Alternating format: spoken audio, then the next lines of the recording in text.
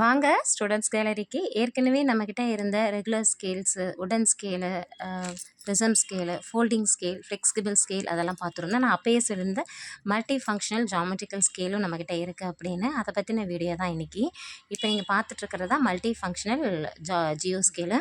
Geometry சின்ன பசங்களுக்கு சின்ன சின்ன சர்க்கிள் வரையணும், ஸ்கொயர் வரணும், ட்ரையாங்கிள் வரணும், அப்படிங்கிறம்போது பசங்களுக்கு வந்து கொஞ்சம் கஷ்டமாக இருக்கும். அதுக்கு இந்த ஒரு ஸ்கேலே இருந்துட்டால் போதும்.